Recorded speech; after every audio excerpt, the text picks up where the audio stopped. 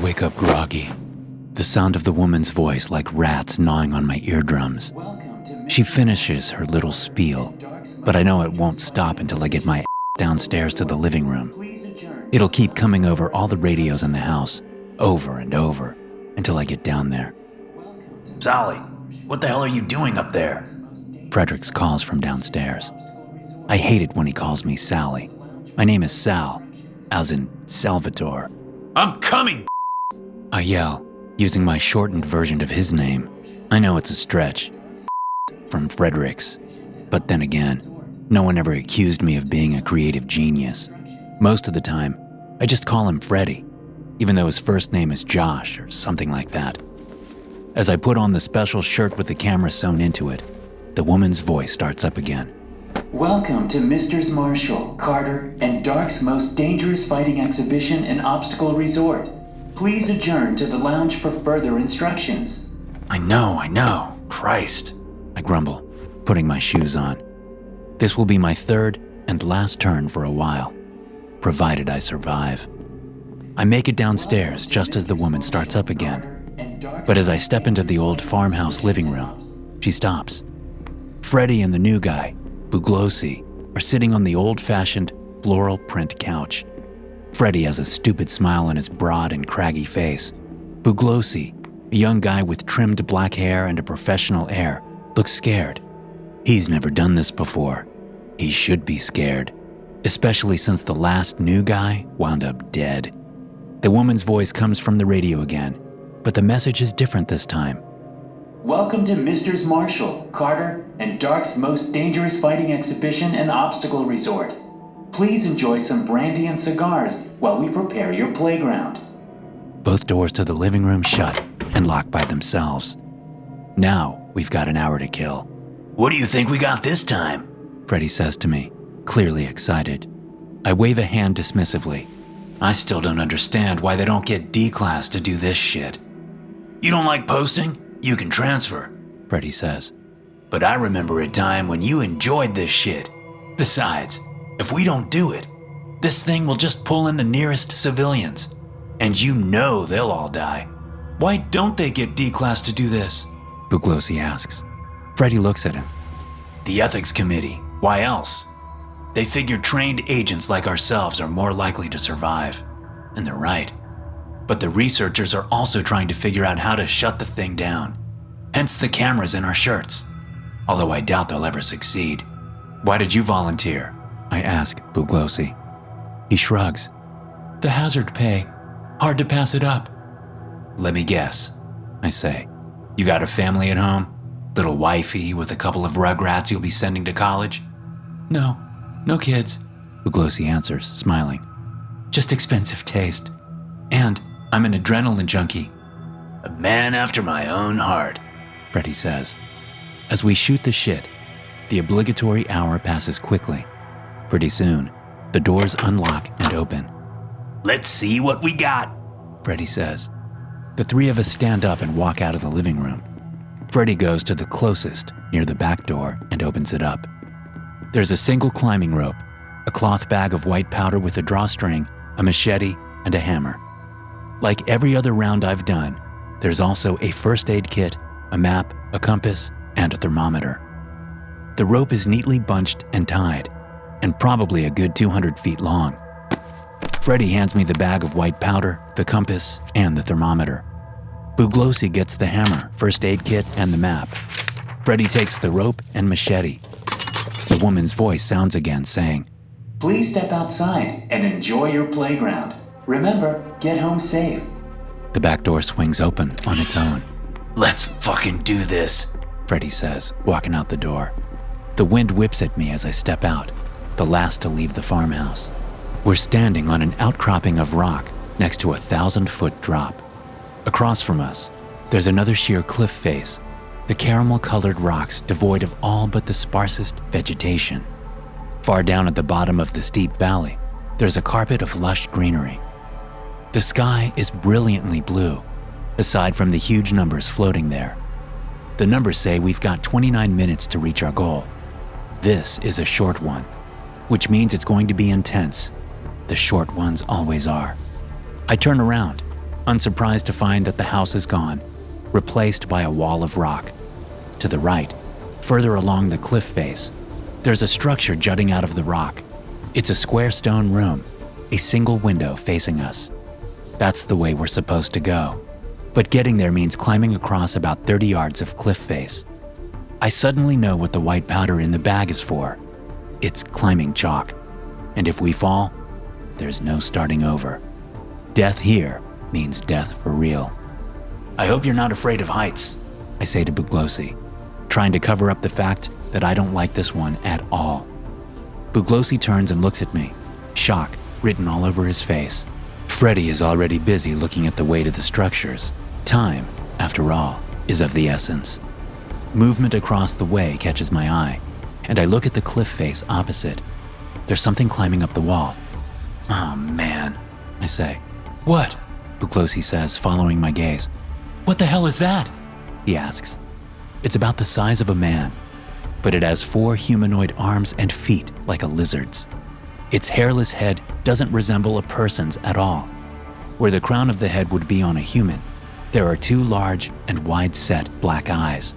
And where the hairline would be, there's a lipless mouth full of sharp teeth. It looks as if the thing can split its head in half. The mouth is so wide.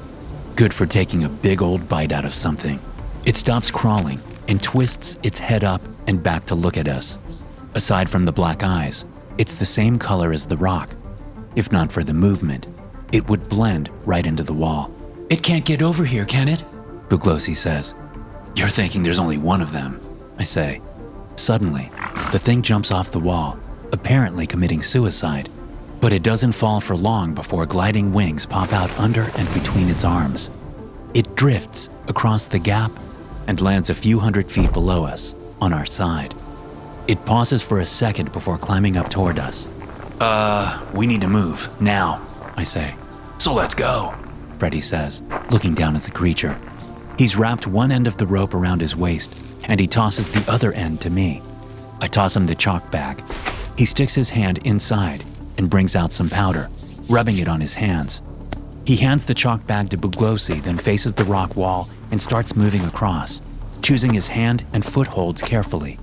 The machete is tucked under his belt at his waist. Looking around for a place to secure the rope, I quickly find there's no good option. I look up toward the top of the cliff, but I can see that climbing up there would be impossible. I've been through different iterations of this game enough times to know that there wouldn't be an easy out like that.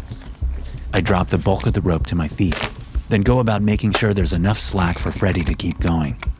A glance down reveals that the creature is moving faster up to us than Freddy is moving across. He won't get to the stone structure in time. I wrap a double loop of the rope around Buglosi's waist. Hey, what are you doing? He says, turning to look at me. Get ready with the hammer if that thing comes our way, I tell him, wrapping another double loop around myself, leaving a few feet of play between us. I tie the rope to itself at my waist. If Freddy falls, we should be able to provide enough counterweight to save him. I'm hoping so, anyway. If not, we'll all fail. It's right there, I call to Freddy, who looks down at the creature, now only 10 feet away and moving fast. He's still about 8 yards from the structure. He pulls out the machete with one hand as the wind whips around his clothes. His feet are on ledges so little I can barely see them. One wrong move and he'll fall. I doubt he can even swing the machete without falling. The creature goes for his leg, its head splitting in half like Pac-Man to try and take a chunk. Freddy lifts his foot out of the way and then kicks down at one of the creature's 4 hands. The thing scurries away a few feet, moving like it was born on the side of the cliff. It screams suddenly, a terrible, pterodactyl-like shriek. Freddy moves away as fast as he can. He's about 5 yards away from the stone structure jutting out of the cliffside. He's so close. The creature moves quickly, going for the attack.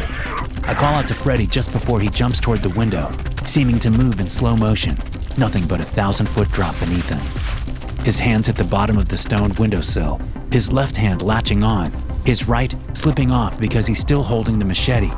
He reaches up and throws the blade through the window, then grabs on with both hands, his feet dangling. The creature follows suit, jumping and slamming into his back. Buglosi and I watch from 30 yards, helpless. Freddy screams and jerks, elbowing the thing. The creature falls back, then pops out its wings again and glides, clinging to the wall 50 feet below the structure. There's a bloody wound on Freddy's left shoulder, but I can't see how bad it is from here. He manages to pull himself in the window, so it must not be that bad. Good Lord, Buglosi says. what do we do now?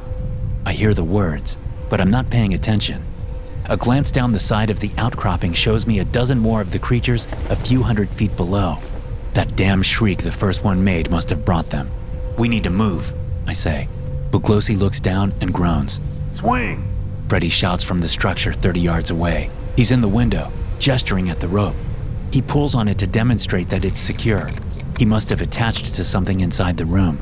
The creatures are moving fast up toward us. I realize Freddy's way is the only way.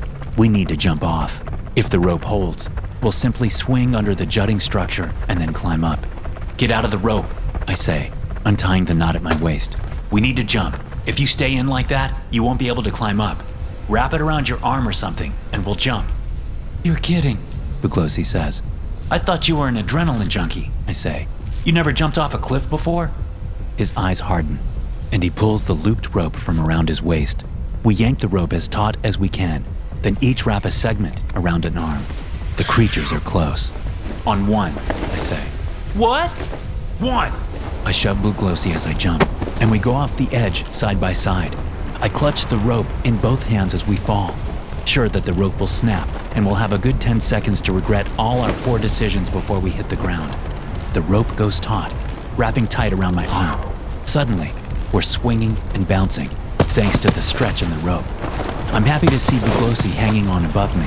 He unwraps his arm and climbs up. I follow behind, glancing back to see the creatures have changed direction to follow us. They'll probably get to the structure shortly after we do. We left the first aid kit because it's too big and we need our hands. But we have all the other supplies, including the chalk bag, its string tied to my belt loop. My hands hurt as I dump myself through the window and collapse onto the smooth stone floor. That was some good thinking, Freddy, I say, catching my breath. I sit up and look over to see Freddy in a puddle of blood in the corner of the room. The damn thing took a huge chunk out of him, right where the neck meets the shoulder. His eyes are open but lifeless. Buglosi stands nearby, staring at him. God damn it, Freddy, I say. We were so close. This was the last one. With no time to waste, I look around the room. There's a giant metal hook embedded in the wall, to which the rope is attached. Exactly what it's there for, I'm sure. This is some fucking game. There's only one way out of the room we're in, a doorway leading into another room carved deep into the rock. Buglosi steps through to check it out. I grab the machete from the floor next to Freddy and go back over to the window. The creatures are closing in. What do you think this is for? Buglosi says, holding up a large metal spike. Where was that? I ask. Just in this other room here, on a little pedestal. I look around, thinking about the other levels I've played. Suddenly, I see what it's for. Give me the hammer, I say, holding out the machete to Buglosi. He pulls the hammer out from his waistband and hands it over, then takes the blade. I hold out my other hand, and he gives me the spike. We both step into the next room, which is dark because it has no windows. There's a single door across from us, but it's blocked by a stone slab. We're trapped. What do we do? Buglosi asks. You stand back and use the machete if any of those things get past me, I say, getting on my knees at the threshold between the two rooms. There's a crack in the floor across the doorway, separating the two rooms. It's just wide enough for the tip of the spike. I put the tip into the crack, holding it with my left hand. In my right, I hold the hammer up, ready to strike. The trick will be to wait until most of the creatures are in the room before I do it. In fact, I'm guessing the door behind us won't open unless I get rid of all the creatures. The game is like that. Hopefully it only takes 1 or 2 blows to do the job. The light from the window dims as a couple of the creatures stick their heads in, looking at us. The heads disappear. For a moment, I think they've seen the trap and they'll just wait us out. But then the room goes dark as their bodies pour through the window. They scurry on their bellies toward me, moving too fast. I don't know if all of them are in the room, but I can't wait any longer. I slam the hammer down onto the spike. The crack widens, but not much. I strike again, the closest creature only a few feet away now. The crack widens again. At this rate, there's no way it'll work. I've misjudged it. I've fucked us. A creature lunges at me, its mouth opening, sharp teeth shining. I swing the hammer, smashing its teeth in. I hit the spike again, widening the crack a little more. Then I have to defend myself again, smacking one of the creatures on the side of the head. One more hit on the spike. There are too many of them. I swing wildly, making them dodge back. As I swing right, they move in on the left. I put out my hand instinctively, and I'm rewarded with a breathtaking pain. I try to pull my arm back, but I can't. I whip my head left to see 2 rows of teeth clamped down on my left wrist. I scream out, my first instinct to hit the creature that's biting my hand off. But I fight that reaction, knowing that if I do, both Buglosi and I will die. Instead, I slam down on the spike one last time, putting all I have into it. The crack expands, barely. I look down at the crack, unable to comprehend why it didn't work, the moment stretching out before me. But as I stare at the crack, it opens up, as if to speak to me. The creature-filled room tilts, Freddy's body in the corner, slumping over with the movement. And suddenly, the room's falling, the crack turning into a maw, and then a gap as the room tumbles away from the cliffside, spinning as it goes. It moves too fast for the creatures to get out, but there's still one creature here, still with my hand in its mouth. Kneeling at the edge of the threshold that now looks out on a 1,000-foot drop, I turn to look at my left hand, and I see that only the creature's head remains. Buglosi stands to my left, breathing hard, bloody machete in his hand. I realize he chopped off the thing's head at the exact right moment. I hear the brief and faraway sound of heavy stone hitting the ground. The numbers in the sky tell me that we have 5 minutes left. I turn to see that the door on the other side of the room is open. Through the door, I see the familiar confines of the old farmhouse. Short but intense. I toss the hammer aside and use my hand to lift up the severed head at the end of my left arm. I don't want to risk removing it until medical personnel are around. I think the teeth embedded in my arm are keeping me from bleeding out. I stand up and walk with Buglosi through the door and back into the farmhouse. Having come in the back, we go straight through the house and walk out the front door. Freddy's body is lying on the front porch. The game always returns the bodies. Always. It will be another week until the next game, so it's safe for us to leave. I get into the front passenger seat of the Foundation SUV.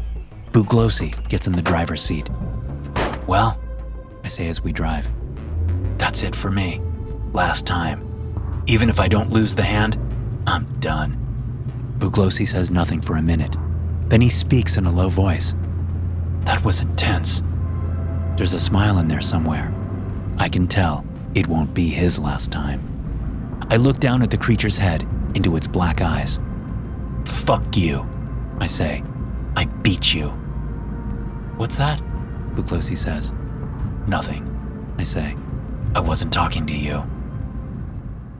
SCP-2132 is a radio station in rural Oklahoma, continuously playing songs from the 1920s to the 1950s.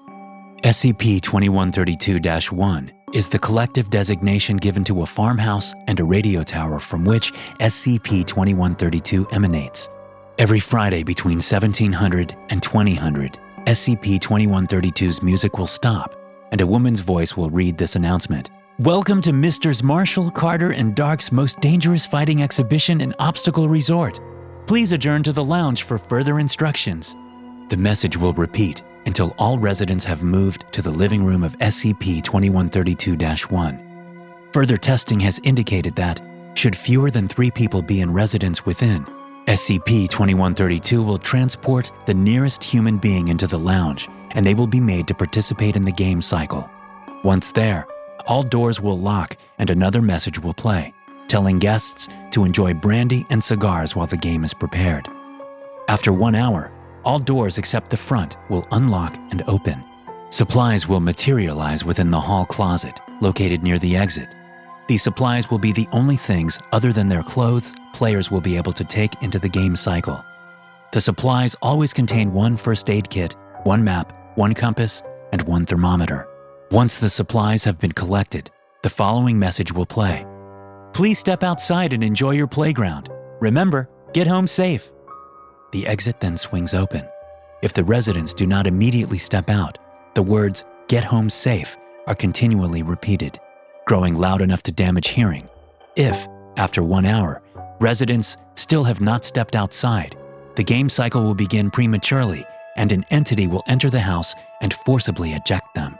Entities to date include 2 mature grizzly bears, a colossal squid, and a gorilla ambush from an unknown army. Upon crossing the threshold, residents are transported to a new climate containing traps, puzzles, and hostile creatures. The only consistency between environments is a large stopwatch-style digital display projected in the sky. The farmhouse disappears, and the goal of the game cycle is to locate it and return inside by the time the stopwatch reaches 0. Hey guys, thanks for listening. Be sure to subscribe to the podcast for more SCP stories like this one. You can also check out some more episodes from the SCP Experience podcast here. I'll see you in the next one.